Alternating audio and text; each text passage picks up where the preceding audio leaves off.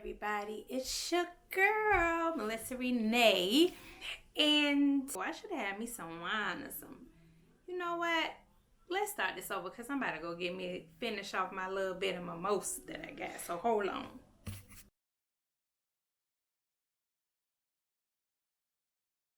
What's up?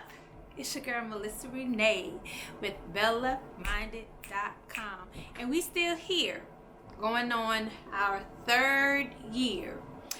But we've done a lot of changes and things. And I've had a lot of things I want to talk about that I haven't been talking about because I've been really trying to prepare things in my life and get things together. So I've been doing like a docu-series with me about, what I'm doing, my ins and out. And then I'm leaving this podcast part for me just to kind of like really go in with expressing my thoughts. So you're watching this, hey. If you are listening to this, hey. And I am still doing my blogs. You can go to BellaMinded.com. I will have some new content up there. Everything's just new, okay? It's the same me, but just evolved a little bit, because let me tell you, I have definitely been letting go. I have been letting go, and it hasn't been easy. It has not been easy to let go. Trust me, it's a process. It's even when you think you're letting go of some things, you kind of find yourself like, oh my gosh, I haven't fully closed that chapter. And that's what we're trying to do. We're trying to let go and fully just close chapters, because when we do not do that, that's when we kind of are stagnant and we're wondering why we aren't actually receiving and getting all that is deserved, because you can't keep holding on to the past and thinking that you can also hold on to the future. I had to leave some things behind, some parts of me behind. So it felt like a funeral of sorts, because you have a part of you has to die. Every time you evolve, you got to leave it back there. You want it because it's familiar. Mm-hmm. And just play tug of war with them. Like you gotta let go to go forward, right? And that's just what it is. So, but I do want to have this conversation, and I do want to talk about a post that I saw today, and it just came right on time. This wasn't the original topic that I was going to talk about, but it says a lot. It was a post that I ran up on, and I don't think things are just coincidental all the time. So it's just confirming how I ran up on this Facebook page. So I've had I talked about this discussion in the past, like way back years ago. I think I did when I was doing Drinks and Discussion as a show and a podcast. I was speaking about women as friendships and how we form friendships and where do we get this from. And the first thing I discussed about friendship is, one of the ways as women we learn how to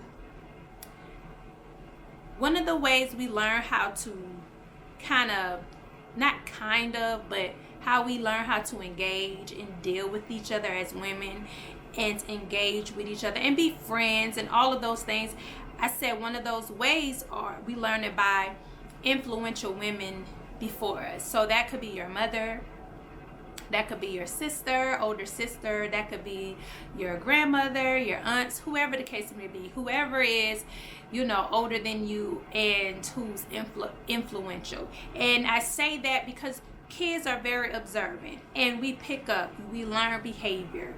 So when you watch your mom, when you watch your older sisters, our older aunts, our grandmother, you watch these older people, you see how they deal with the women in their lives. You see how your mom talks to your aunt or talks to her friends, and you see the interaction. So with that, you're going to either see that your mother or whatever influential woman in your life, you're going to see how loving she is, how thoughtful she is, how her boundaries are, how her respect is, whether it's giving respect or getting respect. You're going to see all of those things, and those things potentially are going to kind of influence you, whether you realize it or not. With that being said, because you know that it's going to influence you, you probably don't realize the habits or the traits or things you learned from your mother or whoever's before you on how you relate and deal with women. So if you tend to be very gossipy when it comes to your friends, it might be the fact that when you grew up, you kind of heard your mom interact with her sisters or her friends, and they sat around and they just talked about people all the time. That's what you heard, that's what you saw. So to you might not have realized and looked at that like, oh, why they always talking about people? You're a kid, you're a child, you don't know. You just listening to the juices, baby. You just hearing the gossip like, that's tea. You don't realize how gossiping it's rooted in something else. You don't understand that. You're a child. You don't realize that, okay, most likely people who sit around talking about women who sit around talking about other women, most likely those women who are talking about those other women are talking about each other too. You don't understand that until you are experiencing that, until you realize that when you were sitting with a so-called friend or an associate, and you was talking to this person and y'all was talking about a particular person, only to find out when you talked to that particular person, they was talking about you too. So all of these things correlate. And with that being said, that very well to me is a very rooted place where I feel like women need to kind of go to. Because when I looked at this TikTok, in the TikTok, she made quite a few points that I can't deny. One of her points she made is how she was disagreeing with the comment about male friendships versus female friendships, and I guess the person was saying that females have better friendships. I don't know how I necessarily came along, but she was making the argument to say that male friendships are better than female friendships because we are just horrible people, I guess. Okay? She was saying females are just the worst, are terrible people.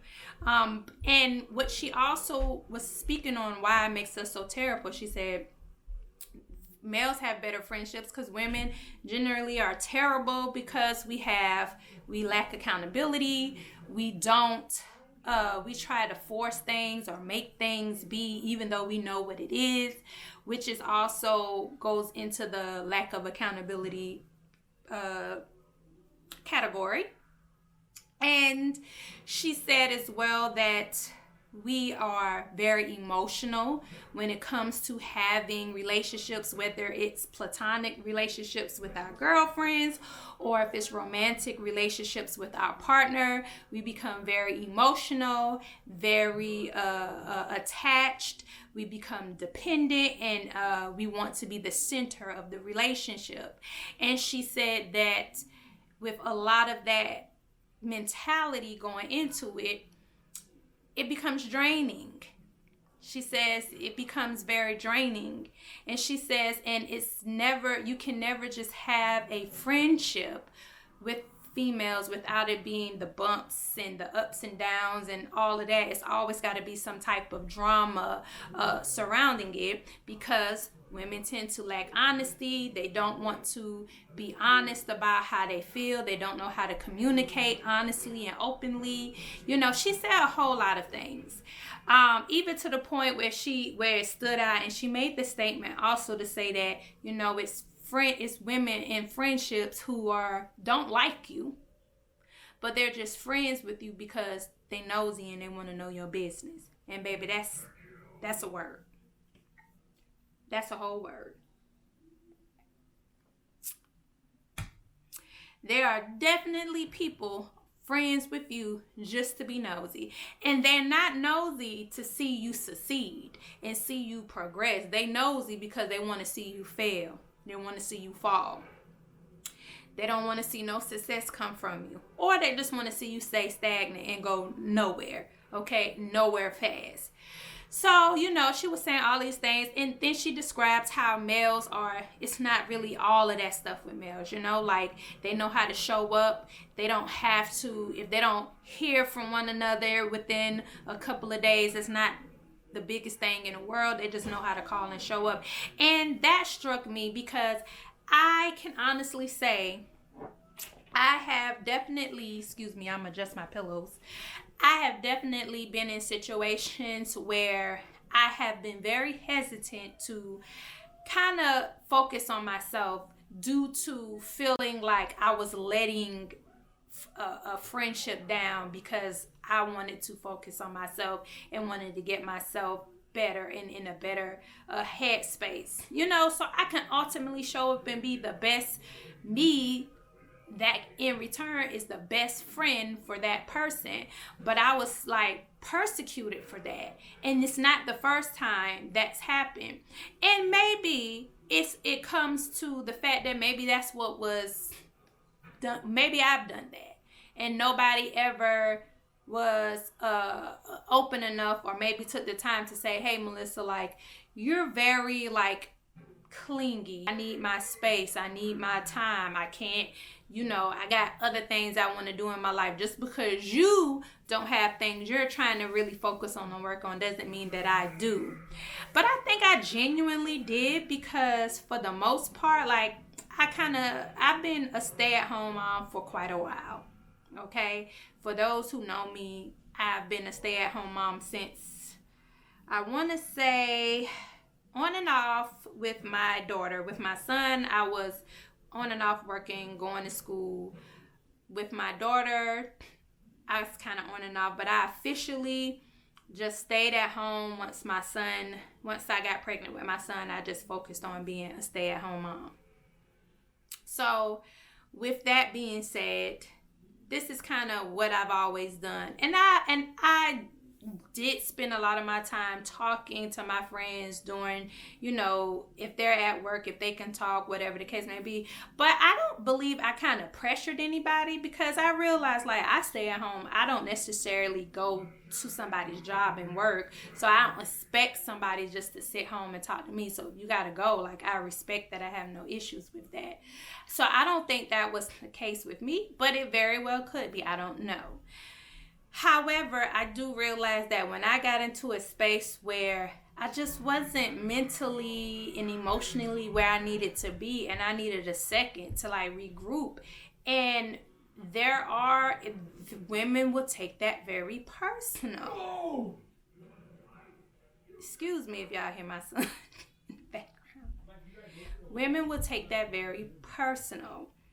Women will feel like, well, if you're not talking to me, and I won't even say every day because I get it. You don't have to talk to somebody every day. But yes, if you are a friend of mine, if I am close with you, I don't have to talk to you every day. As long as there's a line of communication where I know you're doing good, you're doing okay. Because, anything can happen during a span of time. You could get some bad news, your health can decline, or you get something exciting can happen. You can be pregnant, you can get engaged, you can get married. So as long as there's an open line of communication, I'm good. As long as I can, hey, you okay? Just checking on you, making sure everything is fine. And you can say, yeah, I'm good. Just, low key taking. I don't take that personally. And if it does feel a way to me, if I feel like you've drawn back, I've been in situations like that, and I'll just ask, hey, because I want to first make sure that I'm not doing anything or I did anything to offend you, which goes back to her statement to say that women do not communicate openly and effectively because they could feel some way about something you did 5 years ago, never speak on it, hold it against you, and everything moving forward they do, they try to make this a issue, that a issue, any little thing a issue, when really that's not the issue. It goes all the way back to something you did 5 years ago that they have not spoke on or let go. And my thing is, if you don't want to speak on it, cool, but let it go. And if you're not going to let it go, then speak about it. Because I'll ask, did I do something wrong? Is there a problem? Did I do something to you? I'm going to ask. I'm going to ask because I don't want to be out here doing something because we're not aware of everything we do. Sometimes stuff that we do to people is not even intentionally directed to them. They're just a mere casualty of some deeper things going on. So if I do something, I'm going to ask, like, did I do something to offend you? Are you stepping away for that? And if you tell me, well, no, I got things going on, or no, I wasn't aware, or just simply, no, what, I'm not going to press the issue. So either you're going to say it or you're not. And I'm not going to press the issue. But I do realize in a lot of these situations, women don't communicate effectively. Women don't say things effectively to one another. We do harbor things. We do hold on. And then we'll pick up the next person. And this is when the gossiping comes in. We'll pick up the phone to the next friend.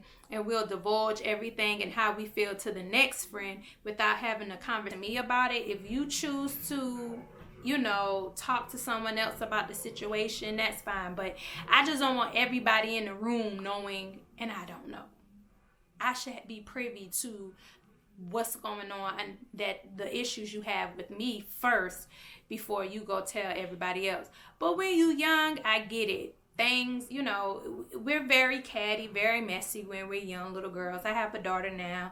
I hear the things. I have to hear all the conversations, and I get it. So that's why I try to explain to her alternative ways of dealing with things. And it's not for her to run and go do it, but it's just to kind of plant that seed and keep her aware that, you don't have to, this doesn't have to be that way because you don't want this to get really catty.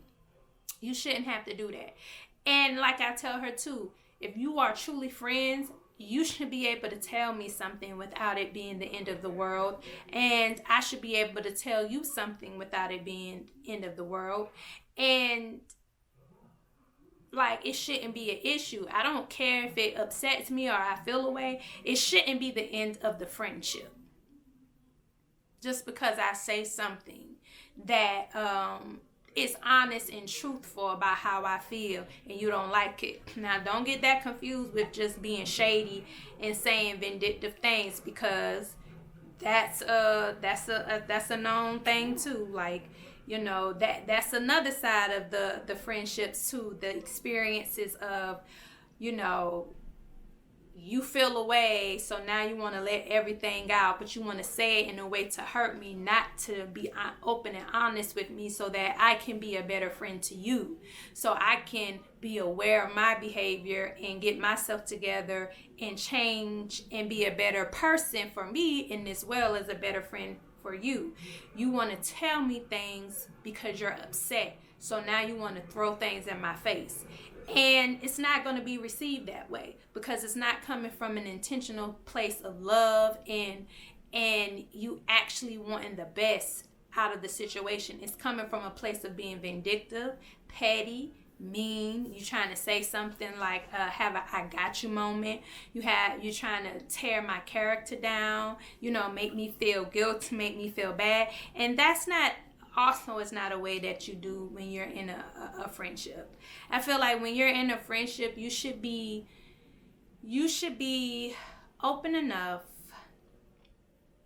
to be able to say how you feel in the moment that you feel it and not harbor certain feelings.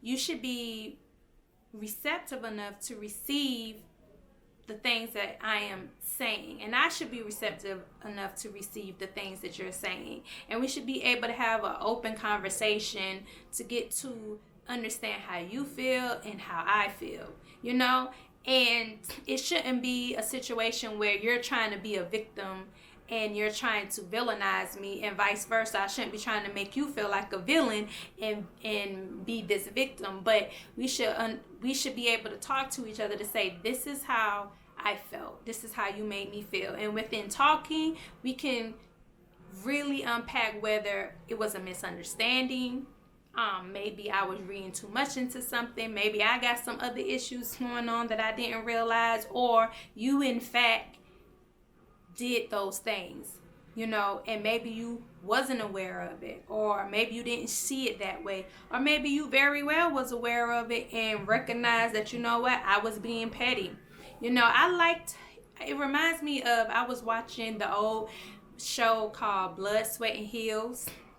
And I'm not gonna lie, I watched that show. I remember the first time I originally watched the show, Demetria was not my favorite. She wasn't my favorite person. I was like, she's so abrasive. She was so mean. But I watched this show back maybe when, I think it came out in 2016.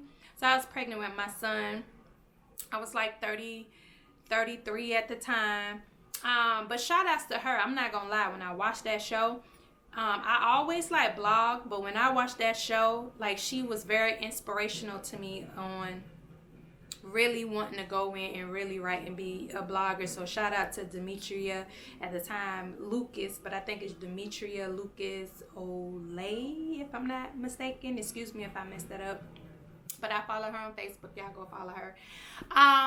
But I was like, I didn't know. I just thought she was so abrasive, so opinionated. But then when I went back and watched her this season, she was like my favorite one on the show, because even in things that she did that she was wrong or she could have done better, she recognized it. Even on the reunion, she was able to recognize it. She was able to speak on what she did wrong. That, to me, that means a lot, because it means that you saw yourself. You was because sometimes in a moment we don't realize things, but then you have self-reflection. And she saw how she was with her friends, and when she saw how she was with certain things, it was like, okay, in the moment I could see how that was. Let me apologize for that. Now, she still stood 10 toes down on the things that she sincerely believed in, which I can't take that away from her, because her perspective on it, I could agree with it. Back then, I was kind of like, but now it's like, I see where she's coming from. But maybe because I'm older, I'm 39 now, so I see it in a different way.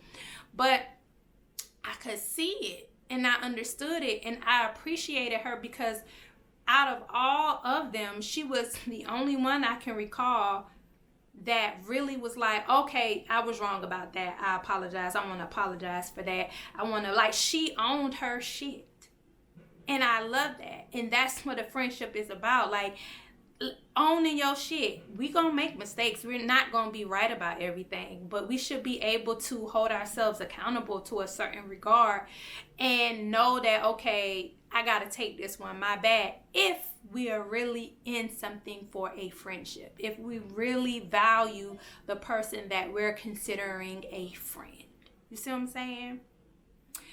I'm about to run out. I'm about to run out of video, so I'm gonna be back. If it cuts off, I'm gonna be back, but I just had to say that real quick. So if it cuts off real quick, I'll be back.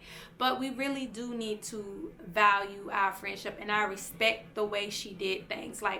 This was her opinion, and I like the way she dealt with certain confrontation. I like the fact that she was like, okay, well, you know, that's the way you feel. Okay, this is how I feel. And she was able to say, I'm not going to change how I feel, and I'm not trying to make you change how you feel. That's your truth. So we can agree to disagree. And it's not worth, ending this friendship. I respect all of that. So shout outs to her. And I love, and go check her out. I mean, I love her Facebook. Even some topics I don't necessarily agree with, but I love the way that she words things and how she puts things. And she was definitely somebody I enjoyed on that show.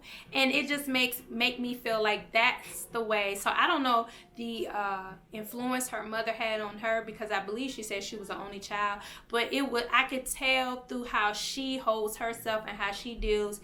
She definitely came up with a level of foundation in friendship, in the way that she deals, in the way that she speaks honestly and openly to her friends, in the way that she's able to listen and let her friends speak openly and honestly to her. And her being able to be accountable about certain things that she recognizes and can clearly see that, okay, I was wrong about that, or I should have handled that differently. And that's all it's about at the end of the day. That's all it's about. Like, if your friend says to you, hey, I just need a moment, I just need a time, that's not your time to feel like, oh, well, you acting funny, like the young lady said in the video. You know, it's like, I'm going through something right now. But instead of you looking at that as, okay, she might be going through something, it might be, you know, some things going on right now, she might be in a place right now. So let me show up, let me be supportive, even if that means to say, well, you know what, I'm here whenever you need me. You know, do you mind if I just write you here and there? Or, you know what, call me and let me know whenever you need me, and I'm here. If that's the case, whatever the case may be. But it's like, everything is immediately taken negatively, because it's like, if you can't show up the way somebody wants you to show up in their life, it's a problem. It's a problem. And I feel like with me, I've allowed people to show up however they want to show up with me in my life as a friend. You know what I'm saying? Hit or miss, here sometimes, not convenient. However they choose to show up, I've been accepting to that. And as soon as I show up in my authentic way, because that's how I can show up, because I got a lot going on that, you know what I'm saying, I don't really feel comfortable expressing at this moment, it's a problem, because I'm not showing up the way you want me to, even though I've allotted so much space for you to show up however you want to show up with me. And that's the thing that I could see is the problem, because yes, with women, it is a lot of emotional taking place, and it's a lot less of rationality. You know, I could easily, with a lot of things, been like, you know what, I don't like the way you showed up, and just cut people off. But no, I try to be very sincere and very empathetic. Just say, like, I don't know what they got going on. I don't know the stages they are in their life. It might be something that they can't really express to me right now. Maybe they haven't figured it out. Like, yeah, they might have acted that way, you know, but I do realize it is a fine line between, you know, showing up and being there and making excuses for people. And I had to realize that too, because I used to make a lot of excuses for people. I used to make a lot of excuses, and I used to go out my way a lot of the time, you know, even doing things that I didn't want to do. I wasn't comfortable. I did it. Like, I did those things. So definitely, like, this is why I end with what I said in regards to, or my response to her video was this. Like, I won't say female are terrible and terrible as friends, but I will say that the quality of friendships within women, it is not frequent. It's not something that you're just gonna find just every day. So if you have that, cherish it. But if you want that, then be that friend for you. Be the friend you want people to be for you. Be that for yourself first.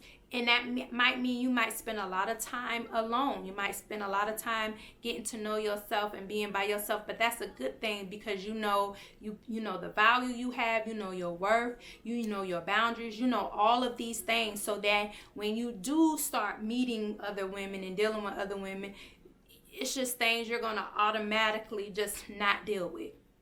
Somebody doesn't respect your time, like, you nip it in the bud already. Like, that's not what I do. Somebody doesn't respect your boundaries, that's not what I do. Somebody wants to look at you as competition, nip it in the bud. That's not what I do. Like, I'm here and celebrating you just like you should be celebrating me. There's no reciprocity, nip it in the bud. You know, there's no loyalty, nip it in the bud, because that's how you're going to be able to filter out the women to have quality longevity friendships with, versus the women that probably need to do a little bit more work with themselves. Because at the end of the day, I think a lot of us just don't genuinely know how to be friends. Because if we go back to some of our upbringing once again and looking at those older women or influencers or, mothers and things like that, they might have not been the best examples to show us. Now, if you had that, wonderful. But everybody didn't have that. So some women are being what they think is a friend based off how they've been raised and what they've been accustomed to. And that's not necessarily a friend. Me, I was raised to not have any boundaries. So anything went with me. I allowed people to run over me because that's the way I was brought up, to be, like I say, strong in my brokenness. I should suck it up and move on, and that's what I would do. Even things that I felt offended by or I didn't like, I suck it up and moved on. But I will go to bat for my friend in a minute because that's what I was taught to do. So recognize that a lot of women are just doing what they think is what friends do. So sometimes you got to unlearn to relearn.